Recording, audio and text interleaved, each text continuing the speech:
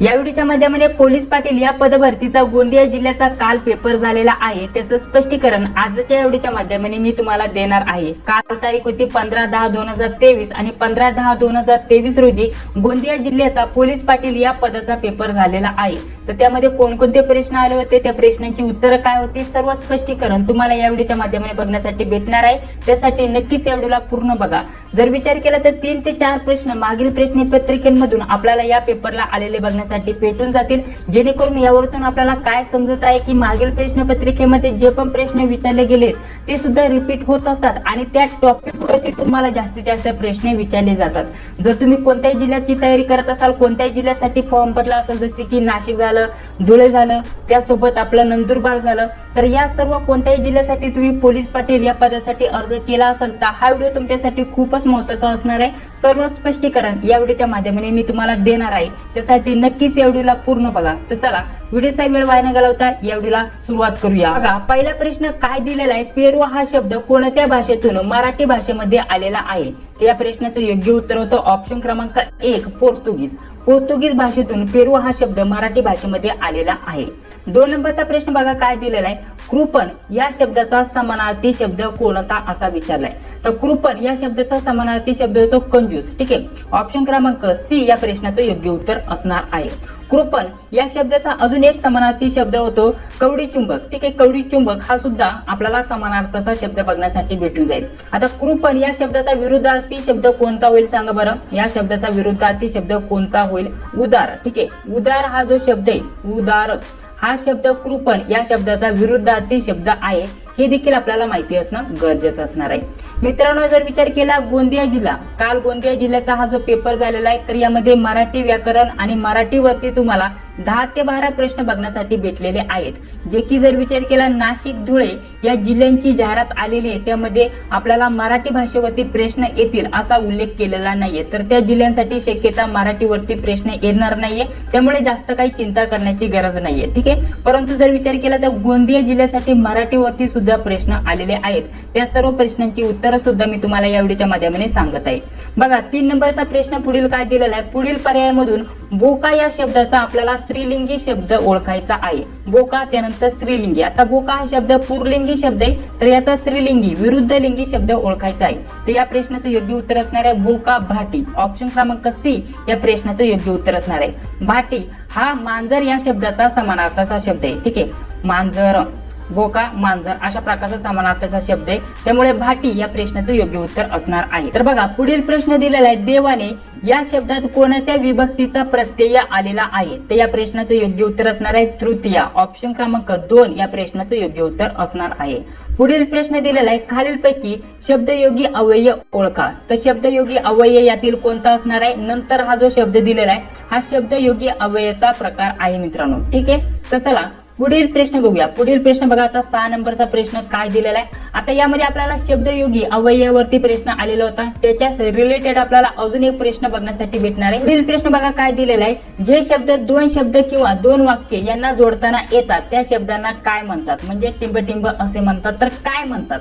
तर या प्रश्नाचं योग्य उत्तर असणार आहे उभयनवी अव्यय, म्हणजे ऑप्शन क्रमांक 3 या प्रश्नाचं योग्य उत्तर असणार आहे। तर 2 शब्दात 2 वाक्य किंवा 2 शब्द जोडताना जे शब्द येतात त्यांना उभयनवी अव्यय म्हणतात। आता ते शब्द कोणते? तर, आणि, परंतु हे जे शब्द दिलेले आहेत मित्रांनो यामध्ये बाकीचे, आता या प्रश्नाचं उत्तर असणार आहे नंतर, परंतु हे बाकीचे जे पर्याय दिलेले आहेत ते सर्व उभयनवी अव्ययाचे प्रकार आहेत, उदाहरणं आहेत असं आपल्याला सांगता येईल मित्रांनो।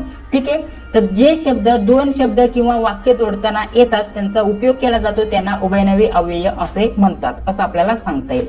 पुढील 7 नंबरचा प्रश्न बघा काय दिलेला आहे, सुरेश गीत गात होता या वाक्यातील काळ ओळखा। तर हे अपूर्ण कशाचं वाक्य सांगा बरं? अपूर्ण भूतकाळाचं वाक्य मित्रांनो, कारण इथं गायल्याची जी क्रिया आहे ती अपूर्ण आहे, अपूर्ण भूतकाळाचं हे वाक्य असणार आहे। तर बघा पुढील प्रश्न काय दिलेला आहे, कामधेनूच्या दुग्नाहूनही ओझ हिचे बलवान हे वाक्य कोणत्या अलंकाराचे उदाहरण आहे असा प्रश्न विचारला गेलाय। तर या प्रश्नाचं योग्य उत्तर काय असणार आहे? व्यतिरेक। व्यतिरेक अलंकाराचे हे उदाहरण आहे, ऑप्शन क्रमांक 2 या प्रश्नाचं योग्य उत्तर असणार आहे। पुढील प्रश्न काय दिलेला आहे, विद्यार्थी या शब्दातील आपल्याला जोड ओळखायचे म्हणजे स्फोट शब्द कोणते ते सांगायचे मित्रांनो। आता विद्यार्थी शब्द दिलेला आहे, विद्यार्थी शब्दाचे आपल्याला जोड शब्दातील पोट शब्द आपल्याला ओळखायचे, त्यालाच आपण फोड करणे म्हणतो. तर फोड योग्य कोणती असेल ते आपल्याला ओळखायचं आहे. तर विद्या प्लस अर्थी, ठीक आहे, विद्या प्लस अर्थी या प्रश्नाचं योग्य उत्तर असणार आहे. म्हणजेच ऑप्शन क्रमांक 1 या प्रश्नाचं योग्य उत्तर असणार आहे. अशा प्रकारचे प्रश्न तुम्हाला विचारले गेले होते. चला पुढील प्रश्न दिलेला आहे, व्यंजनात डॅश डॅश मिळवून अक्षर तयार होते. तर व्यंजनात काय मिळून अक्षर तयार होते? स्वर मिळून. म्हणजेच ऑप्शन क्रमांक डी या प्रश्नाचं योग्य उत्तर असणार आहे. स्वर या प्रश्नाचं योग्य उत्तर असणार आहे. मित्रांनो, अशा प्रकारचे एकूण 10 प्रश्न मराठीवरती विचारण्यात आले होते गोंदिया जिल्ह्यासाठी. इतर जिल्ह्यांचा जर विचार केला तर त्याच्या अभ्यासक्रमामध्ये गोंदिया व्यतिरिक्त जर विचार केला, नाशिक, धुळे या जिल्ह्यांची मी जाहिरात व्यवस्थित वाचली आहे. तर मराठीचा कुठे उल्लेख केला गेला नाही की मराठीवरती तुम्हाला प्रश्न विचारले जातील. तर त्या जिल्ह्यांसाठी शक्यता मराठी विषयावरती तुम्हाला प्रश्न विचारले जाणार नाहीयेत. तर त्यामुळे जास्त चिंता करण्याची गरज नाहीये. ठीक आहे, चला पुढील प्रश्न बघा काय दिलेला आहे. मतदार यादीत नाव समाविष्ट करण्यासाठी कोणत्या नमुन्यात दावा दाखल करावा लागतो? तर या प्रश्नाचं योग्य उत्तर असणार आहे माझ्या अंदाजानुसार नमुना 6अ. ठीक आहे, नमुना 6अ या प्रश्नाचं योग्य उत्तर असणार आहे 50% माझ्या अंदाजानुसार. ठीक आहे, त्यालाच आपण काय म्हणतो? Form B6. ठीक आहे, फॉर्म नाही तर 6B असं म्हणतो. तर अशा प्रकारचे त्यावर माझ्या अंदाजानुसार या प्रश्नाचं योग्य उत्तर असणार आहे नमुना 6अ. एकदा तुम्ही पुन्हा व्हेरीफाय करून घ्या नक्की या प्रश्नाचं हेच उत्तर आहे का. पुढील प्रश्न बघा काय दिलेला आहे. महाराष्ट्र विधान परिषदेची सभासद संख्या किती आहे? तर या प्रश्नाचं योग्य उत्तर असणार आहे 78 एवढी आहे. पुढील प्रश्न बघा काय दिलेला आहे. भारतीय संविधानातील कोणते कलम ग्रामसभा या विषयाशी निगडीत आहेत? तर सांगा या प्रश्नाचं योग्य उत्तर काय असणार आहे. तर कोणते कलम मित्रांनो ग्रामसभेशी निगडीत आहे? तर या प्रश्नाचं योग्य उत्तर असणार आहे कलम 243अ. म्हणजेच 243अ इथे तुम्हाला दिसत असेल. ऑप्शन क्रमांक सी या प्रश्नाचं योग्य उत्तर असणार आहे. पुढील 14 नंबरचा प्रश्न काय दिलेला आहे. भारतीय संविधानातील मूलभूत अधिकारांतर्गत राईट टू फ्रीडम शी निगडीत कोणती कलमे आहेत असं आपल्याला प्रश्न विचारलाय. तर आता जर विचार केला तर भारतीय संविधानातील मूलभूत अधिकारांतर्गत हे जे कलमे आहेत यांचा भरपूर समावेश होतो. आता त्यामध्ये सुद्धा यामध्ये आपल्याला काय म्हटलेलं आहे मूलभूत अधिकारांतर्गत आता कोणते कलम आहेत अशी जे की राईट टू फ्रीडम शी निगडीत आहेत.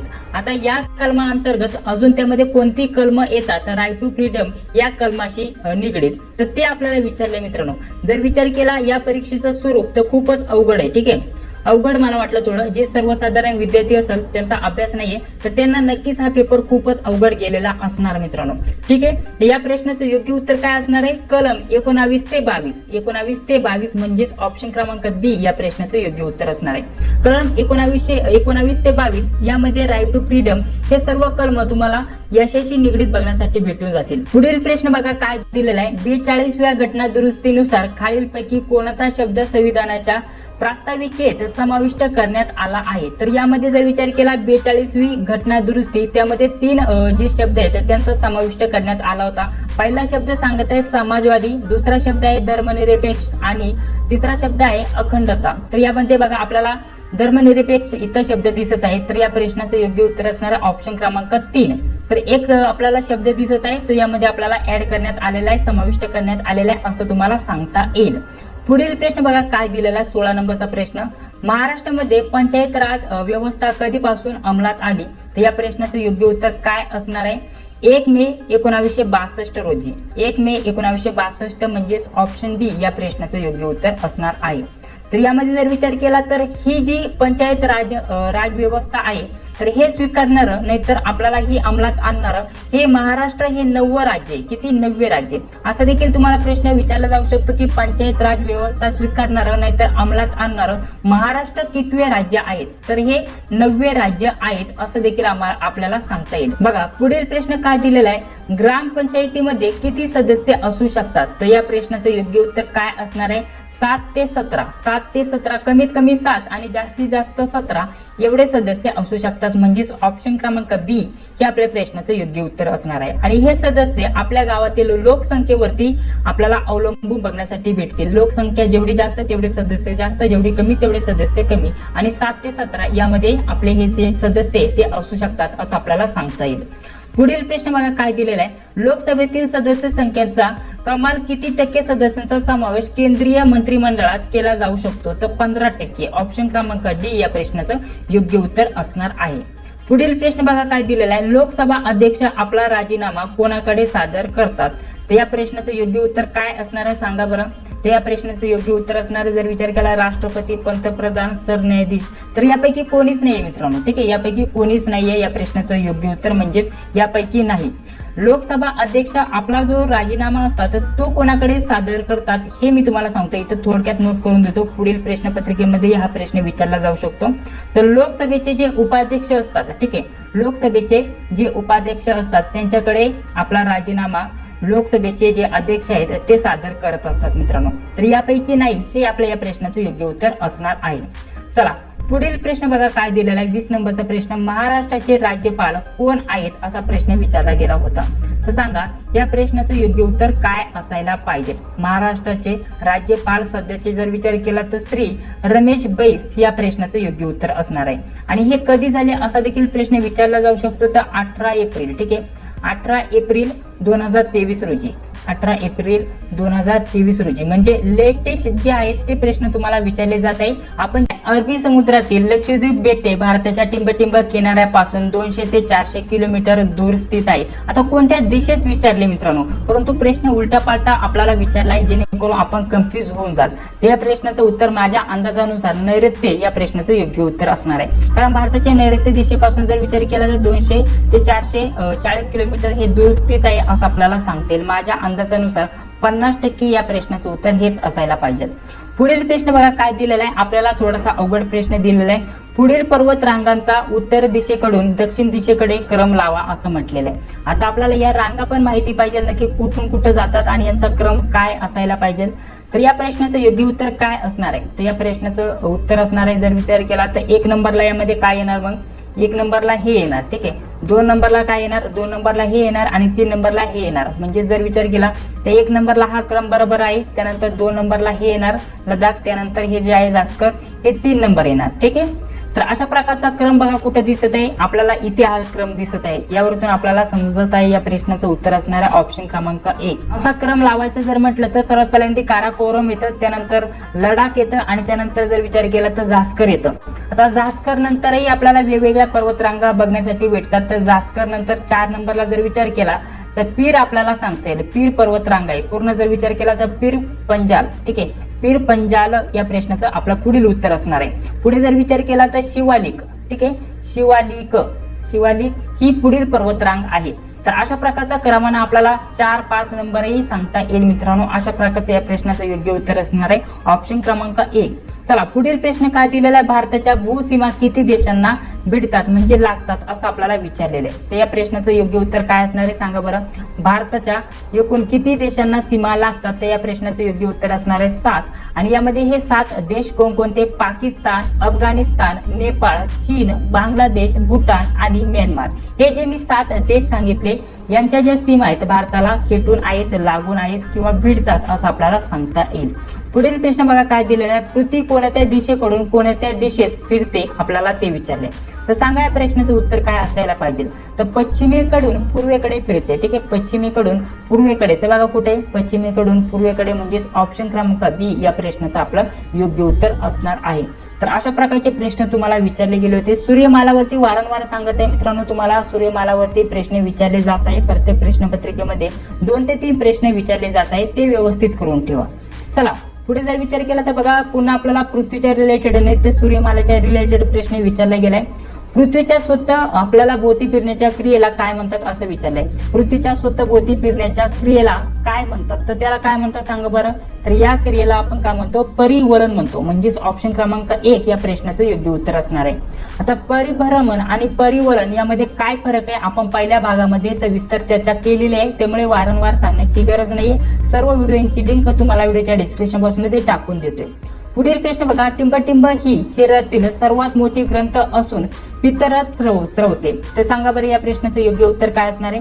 असा देखील प्रश्न विचारला जातो की कोणती सर्वात मोठी ग्रंथी आपल्या शरीरातील आहे, तर शरीरातील सर्वात मोठी ग्रंथी कोणती आहे. तर यकृत या प्रश्नाचं योग्य उत्तर असणार आहे.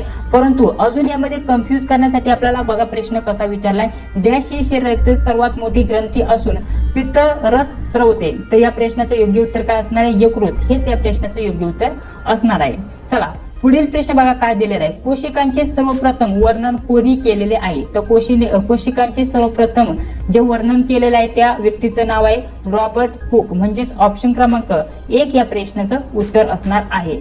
बघा पुढील प्रश्न जर विचार केला तर मागील जे प्रश्नपत्रिका आपण सोडून घेतल्या त्यामध्ये सुद्धा हा प्रश्न विचारला होता, फक्त थोडासा उलटून प्रश्न विचारला होता. प्रश्न आपल्याला काय विचारला होता, आपल्याला थोडक्यात प्रश्न पुढे सांगतो कसा विचारला होता. आता हा प्रश्न कसा आहे, लहान मुलांमध्ये रातंधळेपणा हा रोग कोणत्या जीवनसत्वाच्या अभावामुळे होतो? आणि तेव्हाचा जो प्रश्न होता आपल्याला जीवनसत्वाचं नाव दिलं होतं, या जीवनसत्वाच्या अभावामुळे कोणता रोग होतो नाही तर कोणता आजार होतो असं आपल्याला विचारलं होतं. तर आपल्या या प्रश्नाचं योग्य उत्तर काय असणार आहे, ऑप्शन क्रमांक बी म्हणजेच ए जीवनसत्वाच्या अभावामुळे आपल्याला लहान मुलांमध्ये जो रातंधळेपणा आहे हा रोग झालेला बघण्यासाठी भेटेल मित्रांनो. आणि तेव्हाचा प्रश्न काय होता, ए जीवनसत्वाच्या अभावामुळे कोणता रोग होतो? तर रात आंधळेपणा हे आपलं तेव्हाचं उत्तर होतं मित्रांनो. अशा प्रकारचे प्रश्न तुम्हाला उलटून पालटून प्रश्नपत्रिकेमध्ये विचारलेले बघण्यासाठी भेटून जातील. पुढील प्रश्न बघा काय दिलेला आहे, DOTS हा उपचार कोणत्या रुग्णांसाठी आहे? तर या प्रश्नाचं योग्य उत्तर असणार आहे क्षयरोग, ऑप्शन डी या प्रश्नाचं योग्य उत्तर असणार आहे. पुढील प्रश्न बघा 30 नंबरचा काय दिलेला आहे, ज्या तापमानास हवा बाष्पात संतृप्त होते त्या तापमानास टिंबटिंब म्हणतात, डॅश म्हणतात, तर सांगा काय म्हणतात? तर या प्रश्नाचं योग्य उत्तर असणार आहे त्या तापमानास म्हणतात दवबिंदू. ठीक आहे, दवबिंदू या प्रश्नाचं योग्य उत्तर असणार आहे. ज्या तापमानास हवा बाष्पात संतृप्त होते त्या तापमानास दवबिंदू असे म्हणतात. पुढील प्रश्न बघा काय दिलेला आहे, डॉक्टर बाबासाहेब आंबेडकर यांनी काळाराम मंदिर प्रवेश सत्याग्रह कोणत्या साली केला? तर या प्रश्नाचं योग्य उत्तर असणार आहे 2 मार्च 1930 साली. 2 मार्च 1930 म्हणजे फक्त साल विचारलं ते या प्रश्नाचं योग्य उत्तर असणार आहे आपलं ऑप्शन क्रमांक सी. 2 मार्च 1930 साली बाबासाहेब आंबेडकर यांनी काळाराम मंदिर प्रवेश सत्याग्रह या साली केलेला आहे असं आपल्याला सांगताय. थोडक्यात आता याबद्दल तुम्हाला माहिती देत आहे. तर काळाराम मंदिर सत्याग्रह हा डॉक्टर बाबासाहेब आंबेडकर यांच्या नेतृत्वाखाली 2 मार्च 1930 रोजी महाराष्ट्राच्या नाशिक शहरामध्ये हा सत्याग्रह पार झालेला बघण्यासाठी भेटेल मित्रांनो. आणि याचा उद्देश काय होता की जे राम मंदिर आहे त्यामध्ये प्रवेशासाठी हा उद्देश होता, हे आपल्याला माहिती असणं गरजेचं आहे. पुढील प्रश्न बघा काय दिलेला आहे, पानिपतची तिसरी लढाई कोणत्या साली झाली? तर या प्रश्नाचं योग्य उत्तर सर्वांनाच माहिती पाहिजे. तर या प्रश्नाचं उत्तर असणार आहे 14 जानेवारी 1761 या प्रश्नाचं योग्य उत्तर असणार आहे. तर बघा फक्त आपल्याला साल विचारले 1761 या प्रश्नाचं योग्य उत्तर असणार आहे. पानिपतची तिसरी लढाई विचारले, तिसरी लढाई कोणत्या साली झाली? 1761 साली. पुढील प्रश्न बघा, इंडियन प्रेस्टेक्टर हे साप्ताहिक कोणी सुरू केले? तर माझ्या अंदाजानुसार या प्रश्नाचं योग्य उत्तर असायला पाहिजे दादाभाई नौरोजी. 50% या प्रश्नाचं उत्तर हे असायला पाहिजे. पुन्हा एकदा तुम्ही सर्च करून व्यवस्थित हे प्रश्नाचं उत्तर सांगू शकता कमेंट बॉक्समध्ये. माझ्या अंदाजानुसार दादाभाई नौरोजी या प्रश्नाचं उत्तर असणार आहे. चला पुढील प्रश्न बघूया. पुढील प्रश्न बघा काय दिला होता, 34 नंबरचा प्रश्न दिलेला आहे, बॉम्बे असोसिएशन ही संघटना टिंबटिंब यांनी स्थापन केली. तर कोणी स्थापन केलेले? ते या प्रश्नाचं योग्य उत्तर असणार आहे जगन्नाथ नाना शंकर शेठ या प्रश्नाचं योग्य उत्तर असणार आहे. पुढील प्रश्न काय दिलेला आहे, बंगालची फाळणी. आता बंगालची फाळणी यावरती ऑलरेडी आपण जी पहिली प्रश्नपत्रिका सोडवली त्यामध्ये सुद्धा प्रश्न आला होता. बंगालची फाळणी कोणत्या व्हाईसरॉयच्या काळात झाली असा प्रश्न विचारलाय. तर सांगा बरं कोणत्या व्हाईसरॉयच्या काळात बंगालची फाळणी झालेली आहे? तर या प्रश्नाचं योग्य उत्तर असणार आहे लॉर्ड कर्झन, म्हणजेच ऑप्शन क्रमांक 1 या प्रश्नाचं योग्य उत्तर असणार आहे. आणि ही कधी झाली असा देखील प्रश्न विचारला जाऊ शकतो की बंगालची फाळणी कधी झाली? तर या प्रश्नाचं योग्य उत्तर असणार आहे 20 जुलै. ठीक आहे, 20 जुलै 1905 रोजी. 1905. ठीक आहे, 20 जुलै 1905 साली किंवा या तारखेला झाली असं आपल्याला सांगता येईल. पुढील प्रश्न बघा काय दिलेला आहे, जून 2023 मध्ये छत्रपती शिवाजी महाराजांचा कितवा शिवाजी राज्याभिषेक सोहळा सादर करण्यात आला? या प्रश्नाचं योग्य उत्तर असणार आहे 350वा, म्हणजेच ऑप्शन क्रमांक सी या प्रश्नाचं उत्तर असणार आहे 350वा हे आपल्या प्रश्नाचं योग्य उत्तर असणार आहे. पुढील प्रश्न बघा काय दिलेला आहे, स्टेट बँक ऑफ इंडियाची स्थापना कोणत्या साली झाली? तर या प्रश्नाचं योग्य उत्तर आपल्याला सांगण्याचा प्रयत्न करायचा आहे. या प्रश्नाचं योग्य उत्तर असणार ऑप्शन बी 1955 या साली झालेले आहे. यामध्ये कोणत्या 1955 साली, परंतु कोणत्या दिवशी असा देखील प्रश्न विचारला जाऊ शकतो? तर 1 जुलै. ठीक आहे, 1 जुलै 1955 या साली झाली असं देखील आपल्याला माहिती असणं गरजेचं असणार आहे. आणि स्टेट बँक ऑफ इंडिया ज्याला आपण काय म्हणतो SBI. ठीक आहे, SBI बँक. तर ही भारतातील सर्वात मोठी बँक आहे. काय? सर्वात मोठी हे देखील आपल्याला माहिती असणं गरजेचं असणार आहे. भारतातील बोलतोय हा, सर्वात मोठी बँक SBI बँक आहे असं आपल्याला सांगता येईल. पुढील प्रश्न बघा काय दिलेला आहे, जागतिक बँकेच्या अध्यक्ष कोण आहेत? तर या प्रश्नाचं योग्य उत्तर काय असणार आहे? अजय बंगा. ठीक आहे, जागतिक बँकेच्या अध्यक्ष कोण आहेत? तर या प्रश्नाचं योग्य उत्तर असणार आहे अजय बंगा.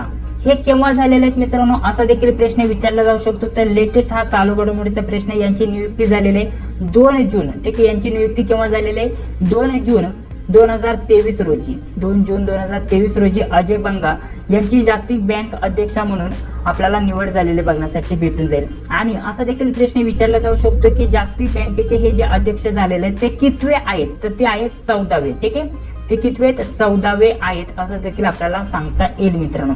अशा प्रकारचे प्रश्न तुम्हाला विचारले जातात उलटून पालटून, त्यासाठी सर्व व्यवस्थित तुम्हाला माहिती असणं गरजेचं असणार आहे. बघा पुढील प्रश्न काय दिलेला आहे, सेबीच्या पहिल्या महिला अध्यक्ष होण्याचा मान कोणाला मिळाला आहे? या प्रश्नाचं योग्य उत्तर काय असणार आहे? सर्वांनी कमेंट बॉक्स मध्ये सांगण्याचा प्रयत्न करायचा आहे. या प्रश्नाचं योग्य उत्तर असणार आहे माधुरी पुरी बुच. या प्रश्नाचं योग्य उत्तर असणार आहे माधुरी पुरी बुच. या प्रश्नाचं योग्य उत्तर असणार आहे. यांना सेबीच्या पहिल्या महिला अध्यक्ष होण्याचा मान मिळाला आहे. बघा पुढील प्रश्न काय विचारलेला आहे आपल्याला, लेटेस्ट हा प्रश्न विचारला. या प्रश्नाचं उत्तर मी सांगणार नाहीये, सर्वांनी कमेंट बॉक्स मध्ये या प्रश्नाचं उत्तर सांगण्याचा प्रयत्न करायचा आहे. जर विचार केला, ही जी प्रश्नपत्रिका आपण सोडवते 15 ऑक्टोबरची प्रश्नपत्रिका आहे आणि आपल्याला प्रश्न कधीचा विचारला गेलाय? 14 ऑक्टोबरचा, म्हणजे एक दिवस आधीचा प्रश्न तुम्हाला विचारला गेलाय. प्रश्न बघा काय दिलेला आहे, व्यवस्थित समजून घ्या. 2023च्या क्रिकेट विश्वचषक स्पर्धेच्या साखळी फेरीतील भारत पाकिस्तान दरम्यान 14 ऑक्टोबर 2023 रोजी झालेल्या सामन्यात सामनावीर म्हणून कोणाला गौरवण्यात आले असा प्रश्न विचारला होता. तर या प्रश्नाचं योग्य उत्तर सांगा बरं कमेंट बॉक्स मध्ये. कोण सांगतं या प्रश्नाचं योग्य उत्तर? तुम्हाला कमेंट बॉक्स मध्ये सांगण्याचा प्रयत्न करायचा आहे. तर अशा प्रकारचे एकूण हे 40 प्रश्न आपले जीकेचे झाले मित्रांनो. आता बाकीचे जे प्रश्न आहेत मित्रांनो कशा प्रकारचे आले होते, कोणकोणत्या टॉपिक वरती आले होते ते सांगत आहे आणि राहिलेले जे प्रश्न आपण पुढील भागामध्ये सोडून घेणार आहोत. बघा हे 40 प्रश्न आजच्या या भागामध्ये आपण सोडून घेतलेले आहेत स्पष्टीकरणासोबत. काही प्रश्नांमध्ये तुम्हाला डाऊट असतील तर कमेंट बॉक्स मध्ये सांगायला विसरू नका. तुमचे जे पण प्रश्न असतील ते विचारायला विसरू नका. मी डायरेक्टली ही प्रश्नपत्रिका सोडवायला घेतली आणि डायरेक्टली सोडत गेलो. तर यामध्ये जेवढे पण प्रश्न मला माहित होते त्याचं स्पष्टीकरण माहित होतं ते सर्व मी तुम्हाला सांगण्याचा प्रयत्न केलेला आहे. पुढे 41 नंबरचा प्रश्न तुम्हाला गणितावरती विचारलेला बघण्यासाठी भेटून जाईल. बघा गणितावरती जर विचार केला तर हे गणिताचे सर्व प्रश्न बाकीचे हे बघा हे सर्व गणिताचे प्रश्न तुम्हाला बघण्यासाठी भेटून जातील. तर हे सर्व आपण पुढील भागामध्ये सोडून घेणार आहोत. इथं रिझनिंगचा एक क्वेश्चन आलेला आहे, त्यानंतर बाकी जर म्हटलं तर गणित बुद्धिमत्ता दोन्हीचा समावेश करण्यात आलेला आहे. जर आपल्याला म्हटलं नाशिक त्यासोबत धुळे बाकीच्या जिल्ह्यांची ज्या आता नवीन जाहिरात येत आहे त्यामध्ये गणिताचा सुद्धा जास्त उल्लेख केला नाहीये. गणित बुद्धिमत्ता दोन्ही दिले, परंतु बुद्धिमत्ता यावरती जास्त भर असतो आणि मराठीचा समावेश नसतो असं सांगितलेलं आहे. ठीक आहे, मराठीचा कुठेही त्यांनी उल्लेख केलेला नाहीये. तर बघा इथपर्यंत गणित आहे, म्हणजे जास्त गणिताचे पण प्रश्न नाहीये. 55 झाले, 40 पासून 55. तर अशा प्रकारचा जर विचार केला तर 55 म्हणजे 15 प्रश्न गणिताचे दिलेले आहेत मित्रांनो. यामध्ये बघा 15 प्रश्न आपल्याला गणिताचे आणि बुद्धिमत्ताचे बघण्यासाठी भेटलेले आहेत. पुन्हा इथे जीकेचे प्रश्न सुरू झालेले बघण्यासाठी भेटून जाईल. बघा आता हा सुद्धा प्रश्न इथे रिपीट झालेला आहे. मागील आता पुण्यामध्ये जे पेपर झाले त्यामध्ये सुद्धा प्रश्न विचारला होता, कॅनडा देशाची राजधानी कोणती आहे? तर आपल्याला ओटावा या प्रश्नाचं योग्य उत्तर सांगता येईल. हा प्रश्न पुन्हा रिपीट झालेला बघण्यासाठी भेटून जाईल आणि बाकीचे जे प्रश्न आहे त्यांचं सुद्धा स्पष्टीकरण मी तुम्हाला पुढील जे पण आपला भाग होणार आहे त्यामध्ये देण्याचा प्रयत्न करणार आहे. बघा अशा प्रकारचे हे प्रश्न तुम्हाला विचारले गेले होते. तर पुढे जर विचार केला तर बघा आपल्याला इंग्लंड देशाचे पंतप्रधान कोण आहे यावरती प्रश्न आलेला आहे मित्रांनो. तर सांगा बरं आपल्याला या प्रश्नाचं उत्तर काय असणार आहे? हे सर्व प्रश्न आपण सोडूनच घेणार आहोत. पुढे जर विचार केला तर धाराशिव या जिल्ह्याचे जुने नाव काय होते? तर या प्रश्नाचं उस्मानाबाद उत्तर असणार आहे. अशा प्रकारचे प्रश्न तुम्हाला पुढे बघण्यासाठी भेटून जाईल. त्यानंतर इथे बघा आशियाई क्रीडा स्पर्धा यावरती प्रत्येक प्रश्नपत्रिकेमध्ये प्रश्न विचारला गेलाय. तर यावरती इथेही प्रश्न विचारला गेलाय मित्रांनो. अशा प्रकारचं स्वरूप होतं. तर बघा पुढे जर विचार केला तर कोणकोणते अजून टॉपिक घेण्यात आलेले आहे बघा. तर बघा इथं आपल्याला लेखकावरती सुद्धा प्रश्न विचारला गेला मित्रांनो. पुढे जर विचार केला नागपूर प्रशासकीय विभागात किती महानगरपालिका आहेत? तर हे आपण मागच जे आपण नोट्स दिले त्यामध्ये हे सर्व कव्हर केलेले आहेत मित्रांनो. पुढे बघा जर विचार केला तर गोंदिया जिल्ह्यावरती पेपर होता, गोंदिया जिल्ह्याचा पेपर होता. तर फक्त आपल्याला इथं गोंदिया जिल्हा यावरती इथे एक प्रश्न बघण्यासाठी भेटलेला आहे. त्यानंतर पुढे जर विचार केला तर बघा पोलीस पाटलाचे जे पण अधिकार असतात कर्तव्य असतात त्यामध्ये जर विचार केला ग्राम पोलीस अधिनियम 1967 ला लागू झालाय. तर यामध्ये जर विचार केला तर कोणत्या कलमाच्या पोलीस पाटील यांची नेमणूक केली जाते, यामध्ये कोणते कलम आहेत त्या नुसार पोलीस पाटलाची नेमणूक केली जाते। आपण जे पोलीस पाटलाचे अधिकार कर्तव्य जे PDF दिले त्यामध्ये हे सर्व कलम आपण व्यवस्थित समजून सांगितलेले आहेत, ते एकदा वाचलेले असेल तर या सर्व प्रश्नांची उत्तरं तुम्हाला देता येतील। आपण पुढील भागामध्ये हे सर्व सोडून घेणार आहोत। पुढे बघा, गोंदिया जिल्ह्यावरती अजून एक प्रश्न विचारला होता, कारण गोंदिया जिल्ह्याची प्रश्नपत्रिका होती, त्यामुळे गोंदिया जिल्ह्याची निर्मिती कधी झाली आहे असा एक प्रश्न होता, या सुद्धा वरती आपण चर्चा करणार आहोत। पुढे गोंदिया जिल्ह्यावरती अजून एक प्रश्न बघण्यासाठी भेटून जाईल। आता हे जे प्रश्न आहेत मित्रांनो, हे स्थानिक जी पण माहिती त्यावरती प्रश्न आलेले आहेत, म्हणजे स्थानिक परिसराची किंवा आपल्या जिल्ह्याची माहिती त्यावरती 10 प्रश्न तुम्हाला आलेले बघण्यासाठी भेटून जातील। तर यामध्ये बघा, आपल्याला नागझिरा वन्यजीव अभयारण्याची स्थापना कोणत्या वर्षी झाली, जे की इथंच येते त्यावरती प्रश्न आलेला आहे। पुढे जर विचार केला तर गोंदिया जिल्ह्यात अनुक्रमे किती नगर पंचायत व नगर परिषदा आहेत असा प्रश्न विचारला होता मित्रांनो। आणि शेवटचा प्रश्न जर विचार केला, गोंदिया जिल्ह्यातील वैमानिक शैक्षणिक संस्था कोणत्या ठिकाणी आहे असा प्रश्न विचारला होता। हे जे पण प्रश्नपत्रिका आहेत त्या आपल्या नोट्स मध्ये सर्व तुम्हाला उपलब्ध भेटून जातात। आता यामध्ये आपण 40 प्रश्न सर्व स्पष्टीकरणासोबत सोडून घेतलेले आहेत। आता यामध्ये जर विचार केला तर अशा प्रकारचा प्रश्नपत्रिकेचं स्वरूप आहे, गणिताचे जास्त प्रश्न आलेले नाहीयेत, 10 ते 15 प्रश्न गणिताचे आलेत। एकदा मी थोडक्यात तुम्हाला एकदा समजून सांगतो कोणकोणत्या विषयावरती किती प्रश्न आलेत। बघा, आता जर विचार केला तर सर्वात महत्त्वाचं म्हणजे मराठी। ठीक आहे, मराठी आपल्याला विषय दिलेला नाहीये, मराठी आपलं नाशिक आणि जी पण बीड जिल्ह्याची जाहिरात आहे त्यामध्ये मराठी विषय दिलेला नाहीये, परंतु हा जो पेपर सोडवला त्यामध्ये मराठीचे 10 ते 15 प्रश्न आलेले बघण्यासाठी भेटतील। 10 प्रश्न आपण धरले, त्यानंतर गणिताचे 10 प्रश्न, ठीक आहे, गणिताचे 10 प्रश्न, त्यानंतर चालू घडामोडी तर चालू घडामोडीचा जर विचार केला तर 10 ते 15 प्रश्न आलेले आहेत। ठीक आहे, त्यानंतर नॉर्मल सामान्य ज्ञान, ठीक आहे, सामान्य ज्ञानचा जर विचार केला तर त्याचे 20 ते 25 प्रश्न आलेत, 20 ते 25 प्रश्न। त्यानंतर आपली स्थानिक परिसराची जी पण माहिती आहे, म्हणजे परिसराची माहिती, ठीक आहे, परिसराची माहितीचा जर विचार केला तर यावरती 10 ते 15 प्रश्न तुम्हाला बघण्यासाठी भेटून जातील। तर अशा प्रकारचे तुम्हाला स्वरूप ठेवलेले आहे मित्रांनो। आणि बाकीचे नॉर्मल असेच प्रश्न आहेत मित्रांनो। आपल्याला जे पण इतिहासावरती झालं नाही तर आपल्याला लेटेस्ट जे जुनं GK आहे तर त्यावरती प्रश्न आलेले आहेत, आणि ऑलराऊंडर सर्व विचार करून लेटेस्ट जे पण पेपरला प्रश्न विचारले जातात त्यावरती तुम्हाला प्रश्न आलेले आहेत मित्रांनो। तर अशा प्रकारचा सहभाग तुम्हाला बघण्यासाठी भेटून जाईल मित्रांनो। तर अशा प्रकारचे हे सर्व प्रश्न उत्तर तुम्हाला बघण्यासाठी भेटून जातील। परंतु नाशिक आणि धुळे जिल्हा तर यांचा जर विचार केला तर यामध्ये तुम्हाला स्पष्टपणे सांगितले सामान्य ज्ञान, गणित, त्यानंतर पोलीस पाटलाचे अधिकार कर्तव्य, बुद्धिमत्ता चाचणी, स्थानिक परिसराची माहिती आणि चालू घडामोडी यावरती प्रश्न असणार आहे। आणि मराठीचा कुठेही उल्लेख केला गेला नाहीये, तर मराठी यावरती तुम्हाला नाशिक आणि धुळे या जिल्ह्यामध्ये प्रश्न विचारले जाणार नाही असं मला वाटतं मित्रांनो। त्यामुळे तुम्ही टेन्शन घेऊ नका, मराठी वरती आपल्याला फक्त हे जे पेपर झालेले आहेत यामध्ये आपल्याला प्रश्न आलेले बघण्यासाठी भेटून जाईल। हा गोंदिया जिल्ह्याचा पेपर होता मित्रांनो, जो आपण सोडून घेतलेला आहे। ठीक आहे, तर अशा प्रकारची सविस्तर माहिती तुम्हाला सांगण्याचा प्रयत्न केलेला आहे। या व्यतिरिक्त तुमचे कोणत्या प्रकारचे प्रश्न असतील तर कमेंट बॉक्समध्ये सांगायला विसरू नका। आपण ज्या नोट्स काढलेल्या आहेत त्या खूपच कामी येणार आहे, कारण आपण जर विचार केला ज्या प्रश्नपत्रिका सोडत आहोत त्यानुसारच आपण नोट्स तयार केलेल्या आहेत मित्रांनो। ठीक आहे, तर या नोट्स नक्कीच तुम्ही खरेदी करा, कारण चालू घडामोडीचा जर विचार केला तर 10 ते 15 मार्कासाठी चालू घडामोडीवरती प्रश्न येत आहे, ते सोडवण्यासाठी आपल्या नोट्स तुमच्या खूपच कामी येणार आहेत। पुढील भागामध्ये आता राहिलेले आपले गणिताचे, बुद्धिमत्तेचे प्रश्न आपण सोडून घेऊया। त्यानंतर पोलीस पाटलाचे अधिकार व कर्तव्य यावरती प्रश्न आले ते आपण सोडून घेऊया। ठीक आहे, तर अशा प्रकारचे जे पण आहेत ते आपण सर्व प्रश्न पुढील भागामध्ये सोडून घेण्याचा प्रयत्न करणार आहोत। यामध्ये 40 प्रश्न सोडवले, पुढील भागामध्ये आपण 40 प्रश्न सोडून घेऊया। जर तुम्हाला हा व्हिडिओ आवडला असेल तर नक्कीच या व्हिडिओला एक लाईक करा, चॅनलवरती पहिल्यांदा आला असेल तर चॅनलला सबस्क्राईब करा, जी बिल होती ती लाईक क्लिक करून घ्या, जेणेकरून तुम्हाला मी जेव्हा पण व्हिडिओ टाकतो त्या व्हिडिओची नोटिफिकेशन लगेच भेटून जाईल मित्रांनो। तर जर विचार केला नाशिक जिल्ह्याचे पेपर मला वाटतं 22 तारखेला होणार आहे, तर लवकर तुम्ही व्यवस्थित त्याची तयारी सुरू ठेवा, जेणेकरून तुमची जास्तीत जास्त प्रॅक्टिस होणं गरजेचं असणार आहे। तुमचे डाऊट्स असतील तर कमेंट बॉक्समध्ये सांगायला विसरू नका। तर चला भेटूया पुढील व्हिडिओमध्ये। जय हिंद, जय महाराष्ट्र।